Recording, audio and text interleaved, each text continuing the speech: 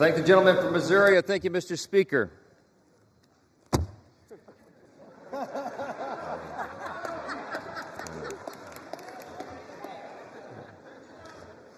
You know, Ronald Reagan said one time that no speech should be longer than 20 minutes, and unlike the Democrat leader, I'm going to honor my colleague's time and be a little more brief than that, all right?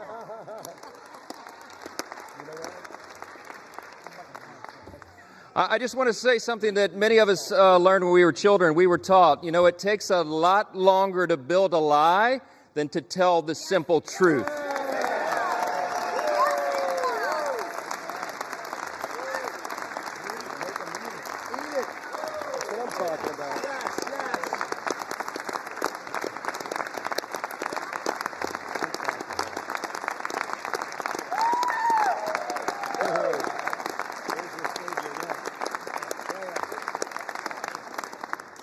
My friends and colleagues on both sides of the aisle, we've waited long enough. Some of us have literally been up for days now. But this day is a hugely important one in the history of our nation. We have a big job to finish, and that's why we're here on the week of July 4th, just a day before now, America's birthday. It was on that fateful day, as the Democrat leader acknowledged, that our founders pledged their lives and their sacred honor to this grand experiment in self-governance that we are now here to steward. It's an experiment that falls to us to guard and to protect it. We take that very seriously on this side of the aisle. In just a few moments, we will remind the world why the American experiment still endures today and why its best days are still ahead of us. Yeah.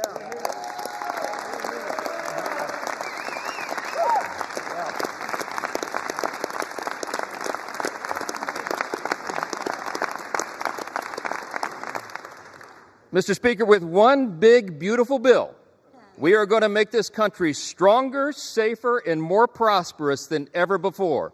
And every American is going to benefit from that. Yeah.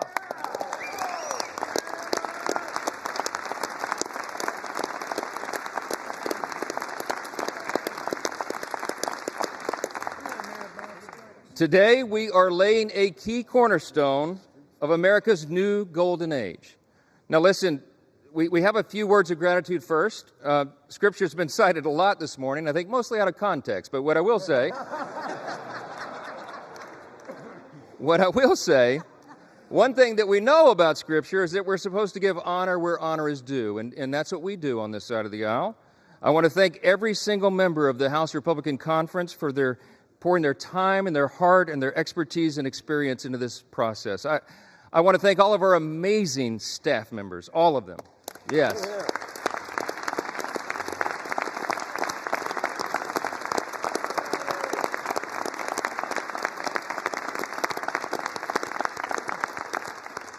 Their dedication, their endless hours, their hard work made this all possible.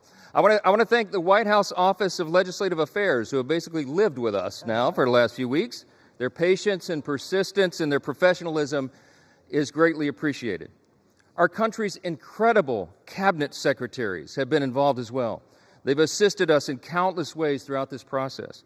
Our Vice President, J.D. Vance, helped us navigate so many dire straits along the last several weeks through the House and the Senate. And of course, our bold, visionary, fearless President, Donald J. Trump,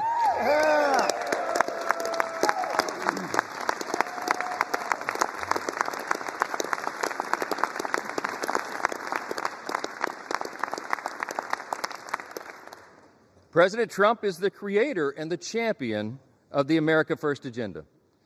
We will deliver upon that today. We come a long way. We began this process really about 15 months ago. We had a sense and we believed that we would have unified government. We would have this moment where the Republican Party would be given control of the White House and the Senate and the House. And we determined to ourselves that we would not waste that historic opportunity. We've had spirited debates, we've had months of deliberation, and now we are finally ready to fulfill our promise to the American people. That's what we are doing today. Now, look, before I respond to the allegations from across the chamber, I just want to take us back to a day that most of us will remember so very fondly for the rest of our lives, and that's November 5th of 2024. That was Election Day, a fateful one for America. The reason that was so important, the reason it was such a turn in history is because the American people spoke with unmistakable clarity. We sensed it as we were all out campaigning. We saw that there would be a demographic shift in America, and that is exactly what the election yielded. We, in our party, had a record number of Black and African American voters come to the Republican Party. We had a record number of Hispanic and Latino voters come to the Republican Party, a record number of Jewish voters and union workers and suburban women and urban voters. They came out in record numbers to join the Republican Party and the America First agenda with President Trump.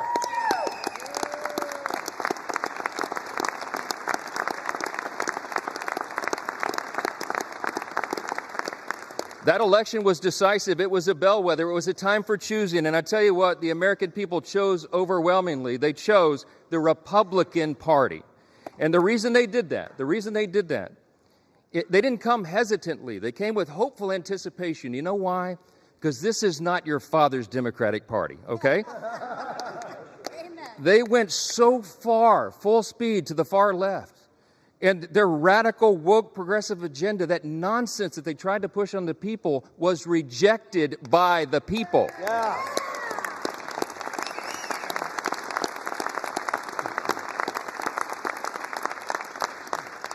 These new voters came to us. They had enough of the Biden-Harris madness and all the things they were trying to hoist upon the American people that they just don't believe in their hearts. And they were hopeful. They came to us with hope. They wanted us to restore common sense and accountability, and we promised to them that we would do just that. Those new demographics came to the Republican Party because of open borders wreaking havoc on their communities. They came because of weakness at home that fueled instability abroad, and because trillions in reckless spending put the price of gas and groceries further out of the reach for hardworking Americans. It wasn't right. President Trump and our Republican majority in Congress are fixing all of that right now. President Trump said this week, we're the hottest country in the world again.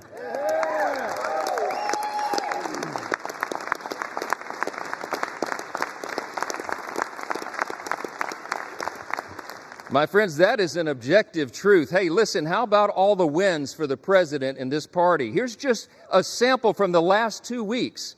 The headline today will be, the one big beautiful bill passes the Congress, okay?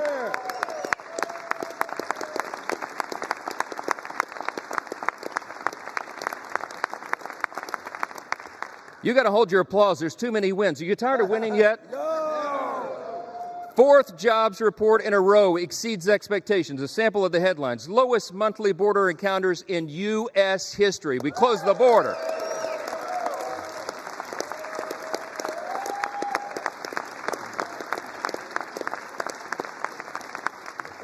Last couple of days, a new trade deal with Vietnam and all the countries of the world, around the world lining up for that. UPenn agrees to ban biological men from women's sports.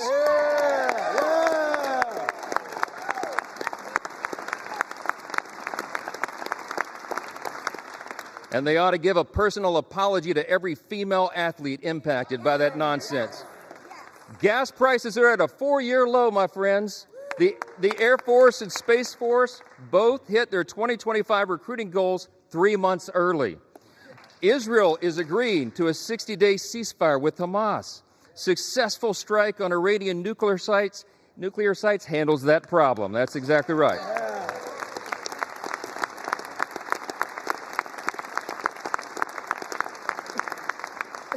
Strength is back. America's back. It's resulted now in a ceasefire deal between Iran and Israel. The NATO countries are increasing their defense spending, not just 2%, 5% of GDP, okay?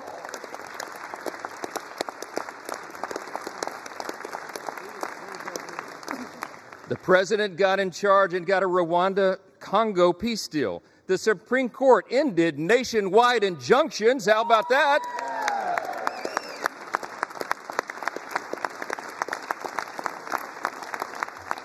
That conservative majority on the Supreme Court also allows third country deportations. We've had a record high stock market, and we're signing a China trade deal. That's just the last 2 weeks. The last 2 weeks.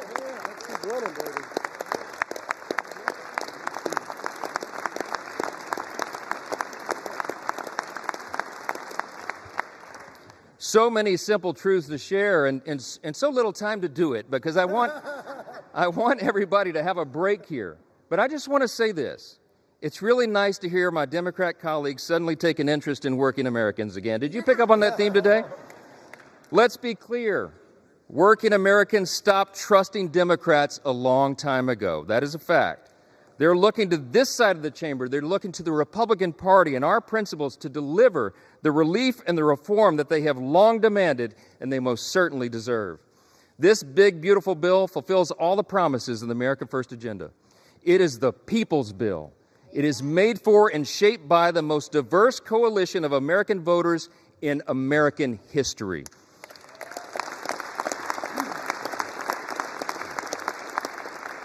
Today, we are making the dream of a government that puts the American people first a reality. A reality.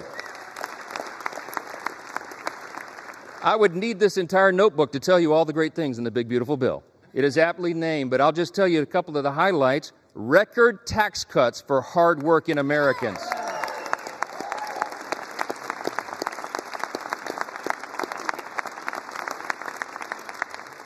Historic savings at the same time to end reckless spending. We got energy dominance coming back to power our future. We have a secure border to protect American families. We have a strong military to restore peace through strength. And we have a government that is now accountable and responsive to the people once again. That's what we're delivering.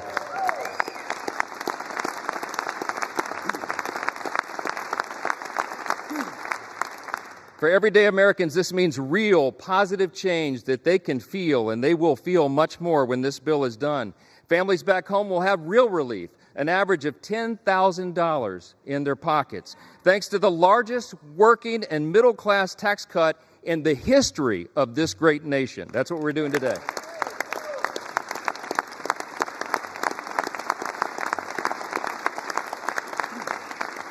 You got hardworking Americans like our waiters and our bellhops and our hairstylists. They're going to keep 100% of their tips and overtime pay. That is money they earned. It does not belong to the government. It belongs to them, and they deserve to keep it.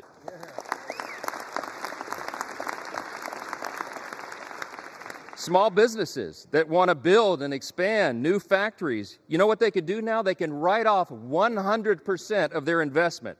That will have us a lot more building. Young families who want to buy a home will be able to, thanks to historic savings that will put our country on a stronger financial footing.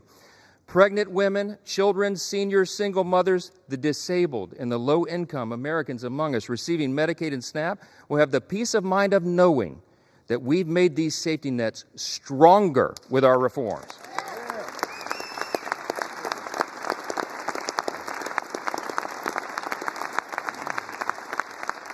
See, when Republicans are in charge, we bring common sense. We're going to make sure that Americans who do need and deserve those critical programs won't have to compete against people who can work but choose not to do so. That's not right.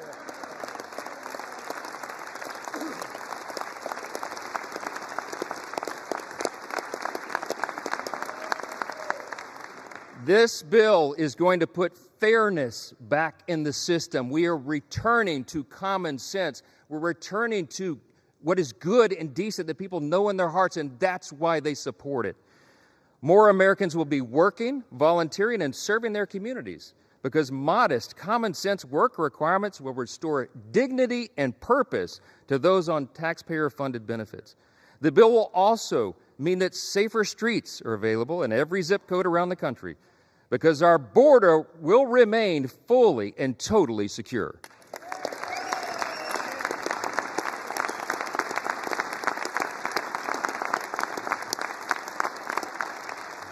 The Republican Party stands for law and order, and this is the side that stands with law enforcement, the brave men and women who are on the front line.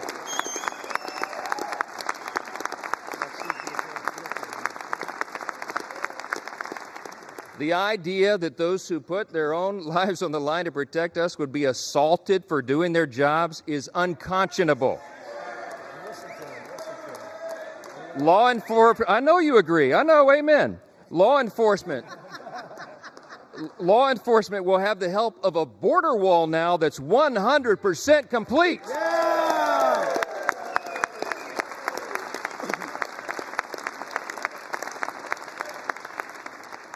Our immigration enforcement officers will get a boost from more manpower and resources and detention space so that detained illegal aliens are not released back into the streets like they were for the last 4 years.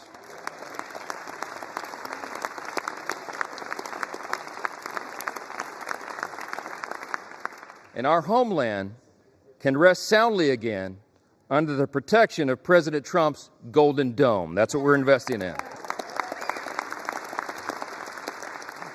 Look, any of these individual achievements would be historic victories for a Republican Congress or any Congress. And today we're delivering on all of them in one big, beautiful bill. That's what Americans can count on when we pass this legislation, and that's exactly what Democrats will vote to oppose today. That's a fact. We didn't write this bill for the Democratic Party or the elites or the media. This bill is for hard-working Americans, and they deserve it.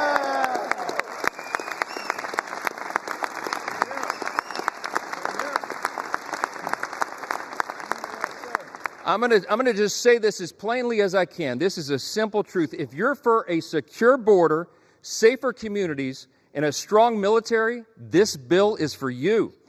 If you're for common sense fiscal responsibility and reducing the deficit, this bill is for you.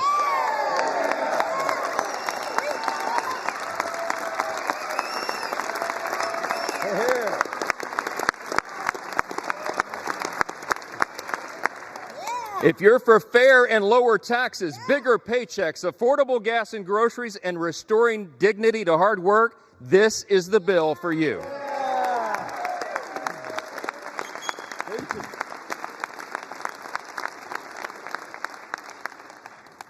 It makes no difference whether our colleagues on across the chamber speak for 25 minutes or 25 hours. They can't change the truth. And today was about performance for some of them. But today for us is about results. Results that improve the lives of Americans, regardless of their race, religion, color, or creed. It does not matter.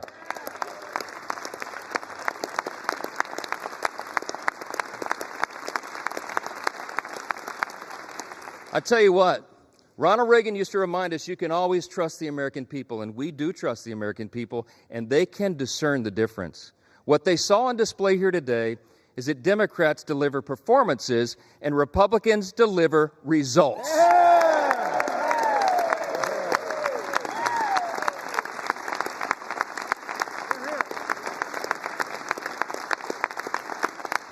Today, my friends, we are ready now. We are going to deliver what we were sent here to do, and every American will benefit from it.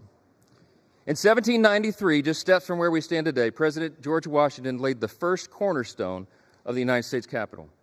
Over 50 years later, on July 4th again, members of this body gathered once again to lay a second cornerstone. Once more on July 4th, at the height of the Cold War, Congress laid a third cornerstone. And this week, with this vote today, on our nation's birthday being tomorrow, we lay a fourth. With this bill, we can vote as stewards of that great legacy that we have inherited in this extraordinary nation that we are blessed to live in. We can lay another sturdy foundation for the future of this country, a future where working Americans can feel relief, where government can finally start living within its means again, and where the United States is safer, stronger, and more prosperous than ever before. That's right. Now, I'm going to say this as they mock America and mock everything and mock the bill. We'll see how the people feel about that. Yeah.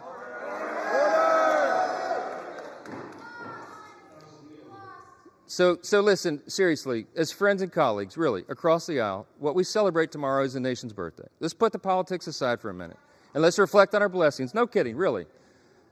Tomorrow is the 249th birthday of our nation. And that's right.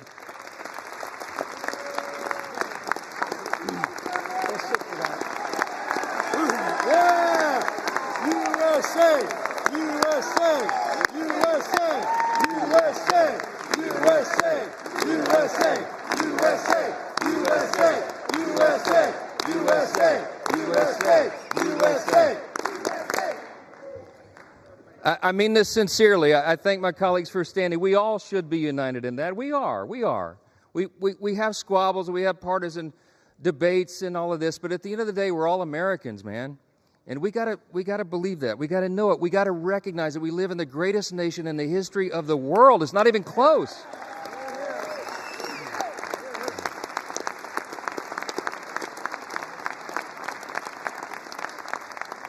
My friends and colleagues, we are so blessed. We should not take it for granted.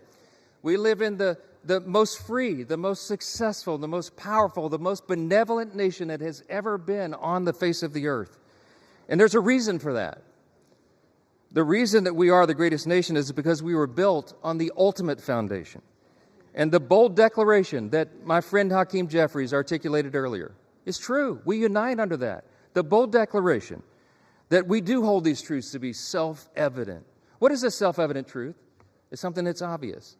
We hold these truths to be self-evident that all men are created equal. It does not say born equal. It says created equal. And that it is our Creator, yes. It is our Creator that gives us our rights. See, the powerful thing about that is we're the first nation in the history of the world that acknowledged that our rights do not derive from government. They come from God Himself.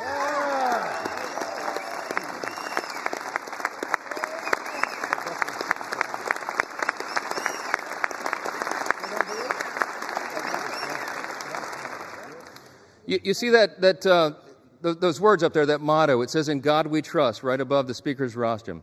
You know, a previous Congress put that there in the early 60s in the height of the Cold War.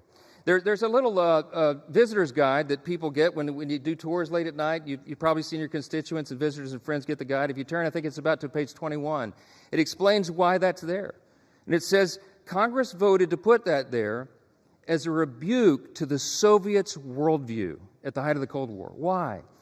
Because communism, socialism, find their root in Marxism. And Marxism begins with the belief that there is no God. It's wrong. And this Congress made us stand those many years ago, and we should do it again. We're different, we're distinct, we're exceptional, because we acknowledge that right there, our motto.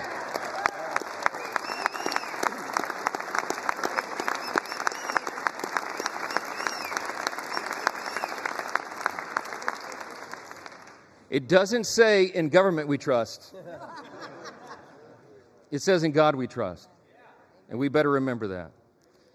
He has blessed us with His grand experiment in self-governance now for almost 2.5 centuries. And by God's grace, we are working hard and we are delivering on our promise to make America great again.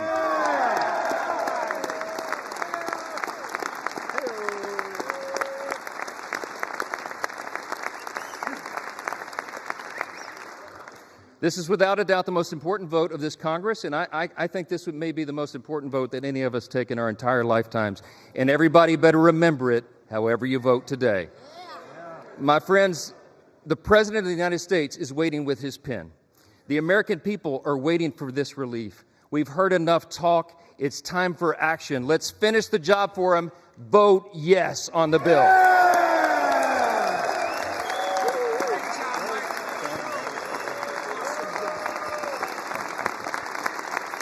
With that, I yield back.